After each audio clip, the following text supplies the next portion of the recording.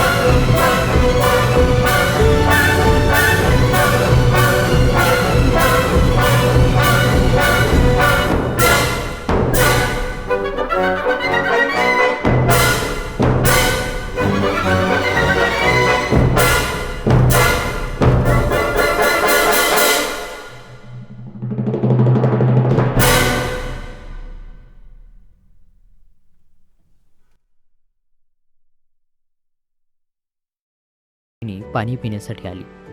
तिला दुरूनच दिसले की साक्षात मृत्यूचे रूप घेऊन व्याध आपल्यावरती बाण रोखून बसला आहे. तेव्हा ती मनुष्यवाणीने व्याधाला म्हणाली, हे महापुरुषा, एक रथ भरून छोटे जीव मारले तर एक हरिण वधाचे पातक, 100 हरिण वधले तर एका बैलाच्या हत्येचे पातक, 100 बैल मारले तर एका गोहत्येचे पातक, 100 गोहत्या केल्या तर एका ब्राह्मणाच्या वधाचा दोष, 100 ब्राह्मण वधाचे पातक म्हणजे एक स्त्रीवध, आणि 100 स्त्रियांच्या हत्येचे पाप एका गुरुहत्येच्या पापापेक्षा शतपट असते. तरीही माझा अपराध नसताना तो माझ्यासारख्या गर्भिणीला मारू नकोस. माझ्या उदरातील निष्पाप कोवळ्या जीवाचा वध करून दोष घेऊ नकोस. मनुष्यवाणीने बोलणाऱ्या त्या हरिणीला पाहून व्याधाला आश्चर्य वाटले. तो म्हणाला, मनुष्यवाणीने बोलून ती एवढे शास्त्र कसे काय सांगतेस? माझ्या कुटुंबातील लोक माझ्यावर उदरनिर्वाहासाठी अवलंबून आहेत. ते आज दिवसभर माझ्यासारखेच उपाशी आहेत. तरीही सुद्धा माझ्या अंतःकरणात तुझ्याविषयी करुणा उत्पन्न झाल्यामुळे तू पूर्वी कोण होतीस, तुला एवढे ज्ञान कुठून मिळाले, ते सर्व काही मला सांग. हरिणीने बोलायला सुरुवात केली. ती म्हणाली, पूर्वी देवदानवांनी मिळून केलेल्या समुद्र मंथनांमधून जी 14 रत्ने निघाली, त्यात मी एक रंभा नावाची अप्सरा रत्न म्हणून निर्माण झाली.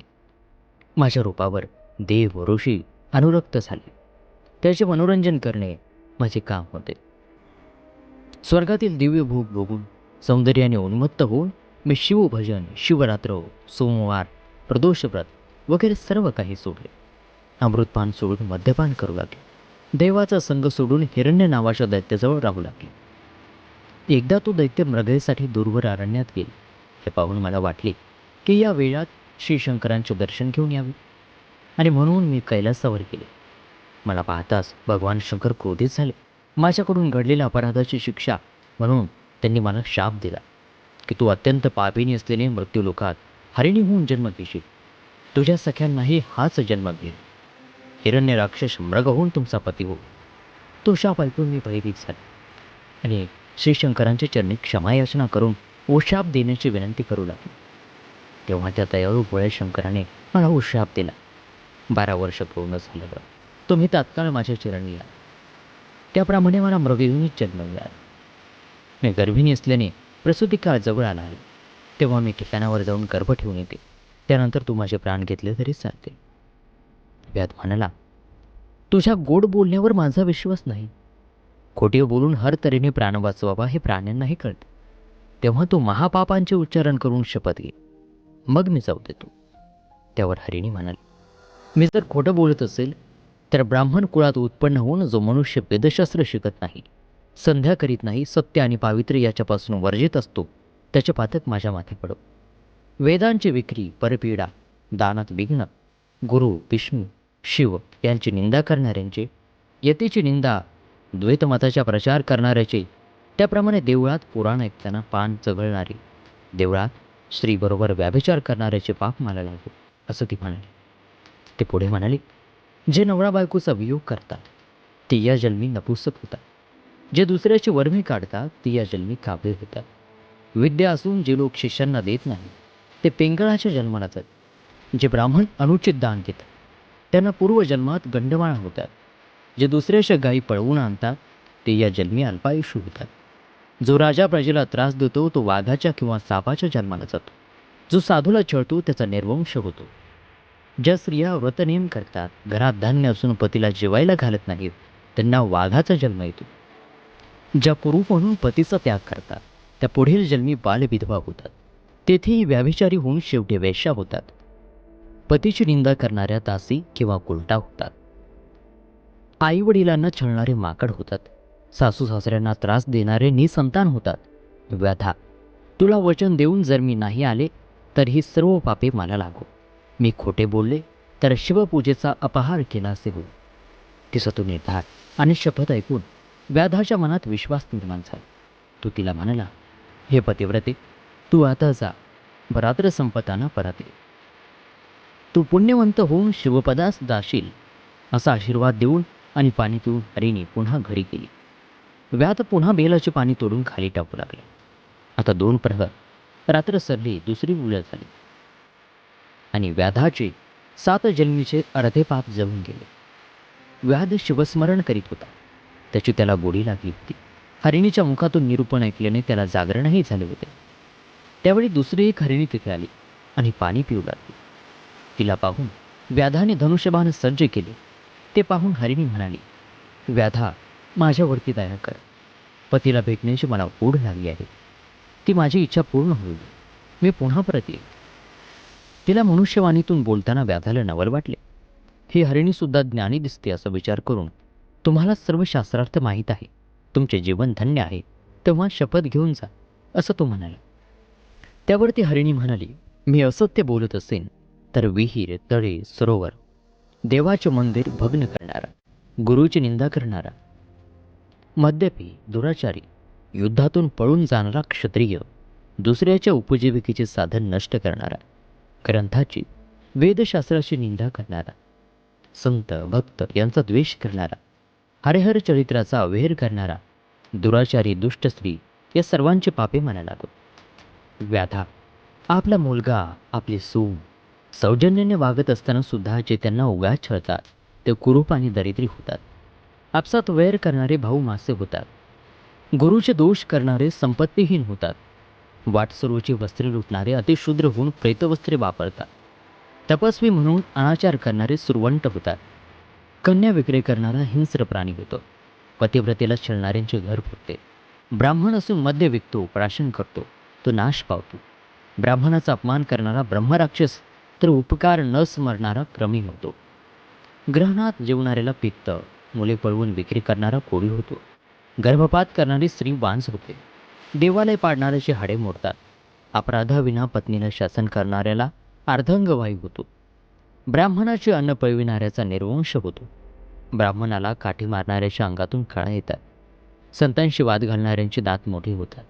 गुरु, संत, माता पिता यांचा अपमान करणारा तोतरा, देवाजवळील वृक्ष तोडणारा पांगळा होतो.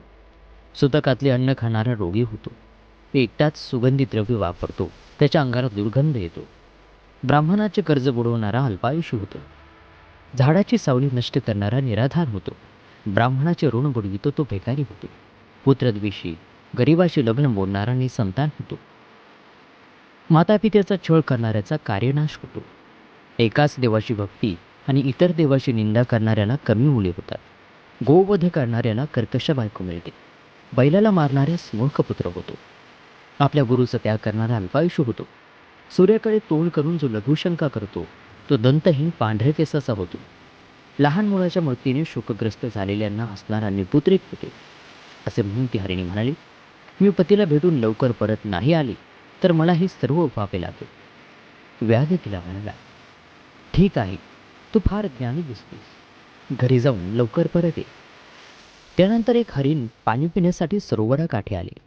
त्याच्यावर शिरसंधान करताच तो व्याधाला म्हणाला, व्याधा, माझ्या पतिव्रता स्त्रियांना मी विचारून येतो, तुला दिलेले वचन मी नाही पाळले तर कीर्तनात विघ्न आणणाऱ्यांचा निर्वंश होतो. शूद्र ब्रह्मकर्म करणारा नरकात जातो. तीर्थयात्रेत विघ्न आणणाऱ्याच्या अंगावरती जखमा होतात, तोही नरकात जातो. आईवडिलांचा द्रोह करणारे व्याधीग्रस्त होतात, पिशाच्य होतात. गुरुद्रोही भूतयोनीत जातो. भरपूर जेवण घेणाऱ्या सदृढ ब्राह्मणांना असणाऱ्याला अन्न बेचव लागते. देवळे पाडणारा, भगवान शंकरांची पिंडी फोडणारा, देवाची उपकरणे अलंकार चोरणारा पंडुरोगी होतो. मित्रद्रोह, आईवडील गुरु यांची हत्या, विश्वासघात, गायी ब्राह्मणांच्या वरील मृत्यू संकट सामर्थ्य असून निवारण करीत नाही. ब्राह्मणाला बाहेर थांबून घरात पक्वान्य भक्षण करतात. सोयऱ्याची प्रार्थना करतात, त्यांना संग्रहणी पोटचोही दुखी होतात. पंचयज्ञ न करणारे, ब्राह्मणाचे घरे जाळणारे, गरिबीला वाटेत लुटणारे, संतांचा अपमान करणारे, गुरुला छळतात, त्यांची परीक्षा घेतात, त्यांच्यावर आरोप करतात, ती माणसे निपुत्रिक राहतात. शिवकीर्तन न ऐकणारी कर्णपिढी होतात. बडबड करणारे बेडूक होतात. शिवकीर्तनात झोपणारा साप होतो. वाद घालणारा पिशाच्य होतो. अशा तऱ्हेची अनेक पापे मी जर वचनभंग केला तर माझ्या माथी पडो. व्याधाला आता शिवनामाची फार गोळी लागली होती. त्याचा कंठ दाटून आला. डोळ्यातून अश्रू उघळू लागले. बेलाची पाने कुडून तो खाली टाकत होता. शिवपूजन घडतच होते. रात्रीचे 4 प्रहर शिवजागर झाला. रात्र संपली. अरुणोदय झाला. तेवढ्यात तिसरी हरिणी आली. आपण हिला तरी मारावे असा विचार व्याधाच्या मनात आला. तोच हरिणी मनुष्यवाणीने बोलू लागली, व्याधा, तू मला मारू नकोस. घरी माझे बाळ आहे. त्याला स्तनपान देऊन मी परत येते. मी वचन मोडले तर मला अनेक महापापे लागते. आता ही कोणता शास्त्रार्थ सांगेल. अशा कुतूहलाने व्याधाने तिला, तू काहीतरी शपथ घेऊन जा असे म्हटले. हरिणी म्हणाले, गवत जाळणारा, गावाला आग लावणारा, गोब्राह्मणांचे पाणी अडविणारा क्षयरोग होतो. ब्राह्मणाचे घरे हिसकावतात, त्यांची पूर्वज रवरव नरकात पडतात. आई मुलगा, पती पत्नीमध्ये भांडणे लावणारे, देव ब्राह्मण यांना बंधन न करणारे, कठोर बोलणारे, त्यांचे हातपाय व्यक्त होतात. चोरटी नजर ठेवणाऱ्यास नेत्ररोग, पुस्तकं चोरणारा मुका होतो. भक्ताची निंदा करणारे मुखाचे रोग भोगतात. आई वडिलांना ताडण करणारे डोळे होतात. कृपण सर्प होऊन धनाचे रक्षण करतो. येतील भिक्षा न घालणारा शिवाच्या कोपाला बळी पडतो. संतती संपत्तीला मुकतो. जेवणावरून ब्राह्मणाला उठविणे सर्वात मोठा आधार मानतो. पारधी हरिणीला सद्गदित होऊन म्हणाला, तू निशंकपणे घरी जाऊन तुझ्या पाडसाला स्तनपान देऊ नये. त्या हरिणीपैकी पहिली हरिणी प्रसूत झाली. दुसरीने पतीची भेट घेतली. मग हरिण आणि 3 हरिणी व त्यांची पाडसे व्याधाकडे आली. प्रत्येकजण व्याधाला माझे शिकार प्रथम कर असे म्हणू लागले. त्यांची ती बोलणे ऐकून परस्परावरील प्रेम, त्यामागची भावना, व्याधाच्या अंतःकरणात करुणा उत्पन्न झाली. तो झाडावरून उतरून खाली आला आणि हरिणींच्या पाया पडला. तो म्हणाला, तुमच्या मुखातून निरूपण ऐकून माझे जीवन पावन झाले. आता तुम्हीच माझे मातापिता आणि गुरु आहात. संसार लटका आहे. शिवपदी पोहोचण्याची मला ओढ लागली आहे. आणि असे म्हणता क्षणी आकाशातून विमान आले. त्यात पंचवदन दशभुज व्याघ्रांभर नेसलेली तेजपुंज शिवगण बसले होते. किन्नर वाद्य वाजवित होते. विद्याधर गाणी गात होती. देव वर्षाव करू लागले. हरिणाची शरीरे दिव्य झाली. व्याध त्यांना नमस्कार करीत शिवहर मंत्र म्हणू लागला. त्याचा देह दिव्य शिवगणासारखा झाला. हरिणासह सर्वजण विमानात बसले. देव व्याधाची प्रशंसा करू लागले. व्याध शिवपदी पोहोचला. मृगांना तारामंडळात स्थान मिळाले. भगवान व्यासांनी लिंगपुराणामध्ये जे वर्णन केले आहे त्याचे हे प्राकृतमध्ये वर्णन होते की महाशिवरात्रीची व्रतकथा श्रवण केल्याने सर्व पापे नष्ट होतात. ही कथा ऐकणारा खरोखरच पुण्यवंतांनी धन्य होतो. अशी ही महाशिवरात्रीची कथा या ठिकाणी समाप्त होत आहे. ही कथा तुम्हाला कशी वाटली सांगायला विसरू नका आणि हो, आणि आपल्या आप्तेष्टांसोबत नातेवाईकांसोबत शेअरसुद्धा नक्की करा. पुन्हा भेटूयात नवीन व्हिडिओत नवीन माहितीसह. तोपर्यंत नमस्कार. ओम नमः शिवाय. धन्यवाद.